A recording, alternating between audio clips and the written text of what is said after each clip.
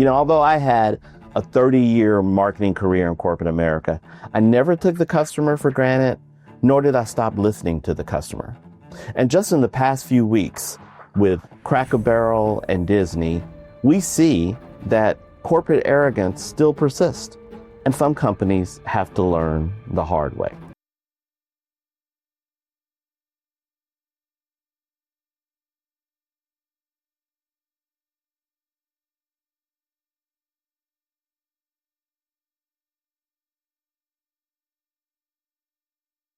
Hello again. Welcome to The Ruthless Truth. I am your host, Truth Davis. In this forum, I share opinions, thoughts, truths on a wide variety of topics based on what I consider to be a unique life experience. And you can read the details of that either in the bio or in the notes. My intent is to share stories and hopefully provide some life and career lessons that'll help you in your journey. Please follow me on Instagram at TruthDavis5. General format, I'll share some initial commentary on current news items or just some thoughts. Then I'll have a deeper discussion in what is today's truth. And then I'd like to finish with an American history fun fact. Okay, so today is episode 20 of The Ruthless Truth. Amazingly, very few podcasts last this long. In fact, if a podcast makes it to its 21st episode, it will place in the top 1% of podcasts worldwide. Well, I feel like I'm just getting started. And if you're new to The Ruthless Truth, welcome. Also, I encourage you to check out some of the previous episodes available wherever you get podcasts. Okay, let's get started. Well, without question, one of the hottest stories over the past week has been the saga of Jimmy Kimmel. Last week on Wednesday, September 17th, ABC announced that Jimmy Kimmel Live was suspended indefinitely. The decision was made after pressure from the FCC chairman, as well as ABC affiliate owners who were offended by Kimmel's remarks about Charlie Kirk's assassination or assassin. But to be clear, Kimmel didn't actually say anything about Charlie Kirk, although he did ridicule the president. Still, conservative groups and Kirk supporters cried foul, and ABC relented to the pressure. Now, ABC kind of hedged a little bit. What they did was said, we're going to suspend him indefinitely. So what did that allow them to do? That allowed them to sit back, see which way the wind blows without committing one way or the other. So they made the decision to suspend.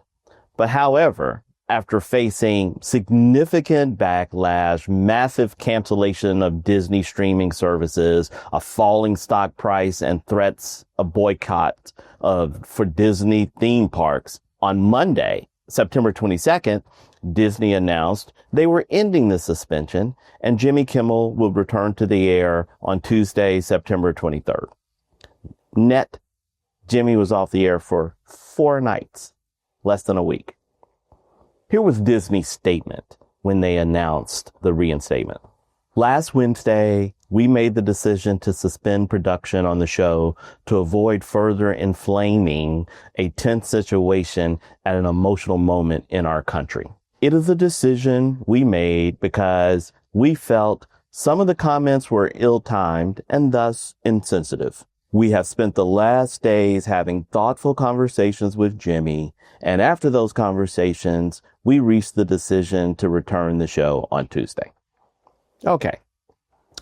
First of all, I'm happy to see Disney reinstate Jimmy, but I must admit, I was a little surprised by the decision. I guess Disney executives were first surprised by the backlash, and second, after calculating the potential losses from widespread boycotts, determined the best and safest move was to bring Jimmy back. But please note, Jimmy Kimmel was not suspended or fired because of free speech.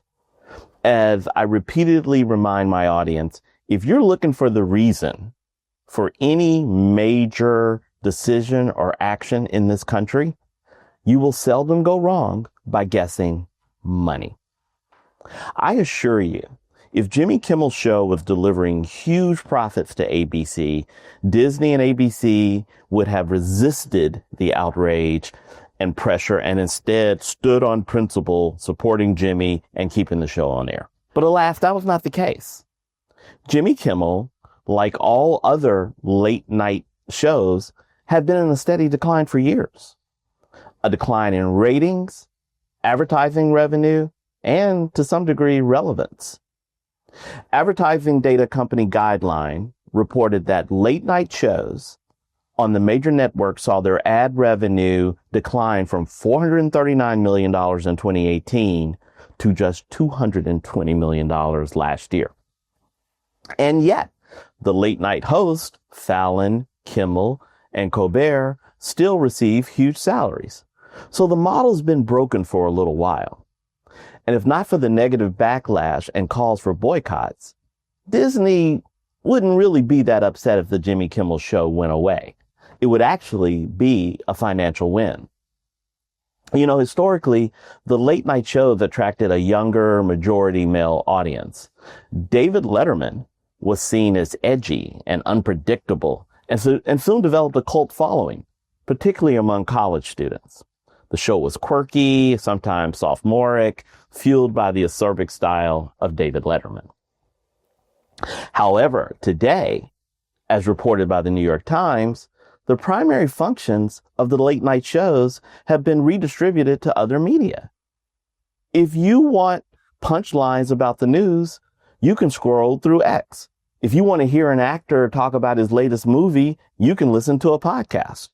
If you want comedy skits or stupid pet tricks, you can swipe through TikTok. So Disney had two large financial incentives for suspending Jimmy Kimmel's show. First, they wanted to stay on the good side of the FCC as they had multi-billion-dollar pending mergers that would ultimately require FCC approval. Second, as mentioned, they could eliminate the losses from the Jimmy Kimmel Live show. However, it's not as simple as ABC just saying Jimmy is back. Sinclair Broadcast Group, which owns 39 ABC affiliate stations across 18 states, announced they will continue to preempt the show and will not air Jimmy Kimmel Live when it returns. Sinclair has made many demands, including that Jimmy Kimmel apologize and make a significant donation to the Charlie Kirk family. So there's still a standoff with ABC. We'll see who blinks first. But again, just like money was the reason for suspending Jimmy, money was also the reason for bringing him back. You know, although I had a 30-year marketing career in corporate America, I never took the customer for granted, nor did I stop listening to the customer. And just in the past few weeks with Cracker Barrel and Disney, we see that corporate arrogance still persists, and some companies have to learn the hard way. Okay, let's get to today's truth. Okay, today's truth. Today, I want to talk about the U.S. housing market and you. Are you in the market for a home? Do you want to be? How are you feeling about the current market? Do you see market trends as an impediment to your building wealth? Well, let's first look at the state of the market. And there's actually been some recent good news. After many years of low inventory, the housing market currently has its highest number of available homes since the pandemic. Also, mortgage rates have decreased somewhat this year and are currently at the lowest mark in the past 12 months. Still, this week's average mortgage of 6.3% is still significantly higher than the 4 to 5% rates we saw before the pandemic. As for the inventory, 2025, as I said, has seen significant increases, providing prospective buyers with more options. Of course, these are national trends, and there are some geographic variances. Specifically, the South and the West are seeing much greater increases in inventory than, say, the Northeast and the Midwest. The not so good news is that home prices remain high. The median home price is at an all-time high of $440,000. Given this, first-time home buyers represent the smallest ever percentage of total buyers. Millennials are the lowest home ownership generation ever. Other factors for the low ownership include high student debt and delaying major life events like marriage and children. So net, while the home market is improving, these are challenging times for home buyers, especially first-time home buyers. But market conditions aside, why do you want to be a homeowner? It's often said your home is your most valuable asset. And it's true that for most Americans, home equity represents the largest percentage of personal net worth. But let me say this as clearly as I possibly can. A home is not an investment. Let me say it again. A home is not an investment. First and foremost, it's a place for you to live. And there's no other investment where if you sell it, you have no place to live. All right, to be fair, there are clearly financial benefits to home ownership. And just to name a few, forced savings. You must make your monthly mortgage payments, and each payment reduces your debt and increases your equity. Interest deductions. For most homeowners, 100% of mortgage interest is tax deductible. However, this benefit has been somewhat diminished as fewer tax filers are itemizing because of the increases in the personal deductions on tax returns. Another advantage, stable, fixed housing costs. Unlike rent, your mortgage payment remains the same throughout the term of the loan. And then the biggest advantage is potential asset appreciation. More often than not, over time, homes increase in market value, providing even more equity. And then there are non-financial benefits to home ownership. You get a customizable living space. You can often get more square footage than renting an apartment. You also have the flexibility to renovate or expand. Another advantage is you decide the length of your stay. As a renter, your landlord could choose to not renew your lease, forcing you to move, possibly at an inconvenient time. So all of that is good. All of that is goodness, and thumbs up most of the reasons that people desire home ownership. But here's why it's not a good investment. Okay, first, high upfront cost. Most mortgages require a down payment of 10 to 20%. That will significantly decrease your existing savings or investments. Second, home equity is illiquid. And I think this is the greatest downside. You may have built up hundreds of thousands of dollars in equity in your home, but you can't convert that equity into cash quickly or without incurring selling costs. Another downside is homes carry significant and unpredictable maintenance and repair costs. From minor repairs to possibly having to replace your roof, as owner, you are financially responsible for everything. Few other downsides, property taxes and homeowners insurance. Depending on the location, these expenses could represent thousands of dollars in annual cost. So that's kind of the pros and cons of home ownership. Now, let's contrast this to your housing alternative, renting. Okay, renting. First, much lower upfront cost. Usually all that is required is a security deposit or possibly at most 1 to 2 months rent. But that's still far less than the amount of a down payment for a home purchase. Second, and my favorite, rent is a fixed expense. Financially, you're only responsible for paying your rent on time. All maintenance and repair costs are the responsibility of your landlord. The other thing renting provides you is relocation flexibility. If for whatever reason you decide you need or want to move, it's far easier as a renter than as a homeowner. And having lower costs provides more cash available to you for investing or other purposes for your cash. And at least in most rental situations, there are no property taxes or HOA fees. Finally, renter's insurance is a fraction of the cost of homeowners insurance. Now, there are downsides that come with renting. First, rent often increases each year. Second, there are fewer options for large living spaces. Third, kind of the flip side, you've got no control over your housing tenure. As I said, your landlord may choose to sell the property or for no particular reason, just not renew your lease. Either way, you now must find somewhere else to live. Okay, so given all this, do you still want to be a homeowner? Well, if you do, you're in the majority. Most U.S. adults want to own their own home, and even more so if they are married and or have children. I personally have owned 7 homes, so I believe in home ownership, but not as an investment.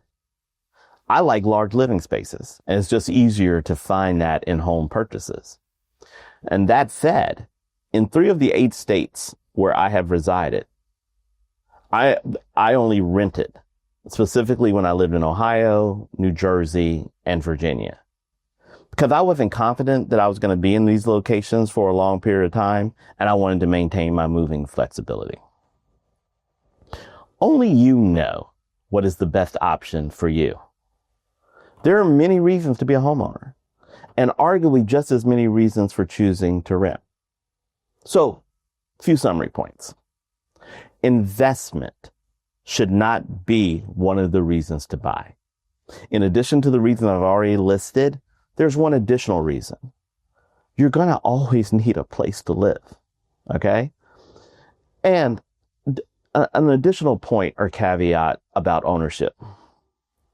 If you currently have a low mortgage, there's not much advantage or benefit in paying down or paying off your mortgage. I know that many people love the idea of not having a mortgage or having a home that's paid for. But as I mentioned, home equity is illiquid. If you make a $100,000 payment on the mortgage, that large sum of cash is no longer available to you.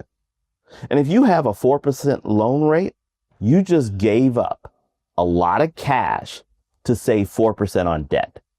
However, there are many investment options available to you that are very likely to appreciate or deliver to you more than 4% in gains. You're more likely to come out ahead by investing the money. One final point. Geography matters. I mean, if you live in one of the ultra high rental markets like San Francisco, LA, New York, or Miami, it may be difficult for you to accept or reconcile the thousands of dollars that you're paying in rent, which may seem like you're paying it for and you're getting nothing. But those markets also are very expensive for buying. So the pros and cons still apply. Again, home ownership can be wonderful. Just make sure you consider all the factors here as you decide the best housing option for you. Okay, let's get to today's American history fun fact. Today's American history fun fact. I want to tell you the story of Edna Murphy. She was an entrepreneur who had a profound impact on the development of personal hygiene products in the United States. So Edna was born in the late 19th century. There's no record of her actual birth date, but it's estimated to have been between 1895 and 1900. Her father, Dr. Abraham Murphy, was a physician, and he had developed a liquid antiperspirant to assist surgeons with sweaty hands. Well, Edna, as a teenager, saw an opportunity in product and found it useful on underarms. So in 1912, Murphy took the liquid and came up with her own product, which she named Odor Oh No, ODORONO, and began marketing it to women. Now, there had been other deodorant or antiperspirant products prior to Edna's brand, but they had mostly been unsuccessful, primarily because people just didn't see the point. Many potential users thought the item was either unnecessary, potentially harmful to their health, or that the red color of the product would damage their clothing. As in most antiperspirants at the time, the active ingredient of Odor Oh No was aluminum chloride. As such, the solution irritated underarms, and in 1913, the American Medical Association determined it was likely to clog the pores in the underarm. So to avoid this side effect, customers were advised to avoid shaving prior to use and to apply the product before bed so that the product would not fully dry and it would not stain or damage clothing. Edna took out a $50,000 bank loan and hired James Webb Young of the J. Walter Thompson ad agency to create a national advertising campaign for Odor Oh No. Early advertisements focused on addressing the idea that the product was unhealthy. So the ad stressed that the product had been developed by a doctor and was safe for daily use. But people still weren't buying. So James Young conducted a survey on why women were not buying the product. And what he discovered was that most women did not have a need for the product. So with this insight, in 1919, Odor Oh No switched its advertising strategy from safety to convincing people that sweating was an embarrassment. Okay? An embarrassing problem. And because of this campaign, Odor Oh No sales rose 112%. One of the ads from 1920 features the headline, "The most humiliating moment in my life when I overheard the cause of my unpopularity among men." Now, while that was the advertising language, the message was, girl, he don't want you because you stink. So for decades since, Americans have had a growing obsession with eliminating body odor and signs of sweat. By 1921, Odor or No, the name was updated to represent pronunciation worldwide, was advertised in newspapers worldwide, including England, Cuba, the Philippines, Argentina, Australia, South Africa, and many, many others. In 1929, Murphy sold the company to the inventor Northam Warren, who in 1911 developed the Q-Tex cuticle remover. So Edna Murphy is credited with creating the now $18 billion deodorant market industry. Okay. That's all I have for you today on The Ruthless Truth. Thank again so much for listening and tuning in. Please follow me on Instagram at TruthDavis5, Facebook Ruthless Truth, YouTube channel Ruthless Truth. Give me your comments, thoughts, and suggestions for future topics. And I will talk with you soon. Take care.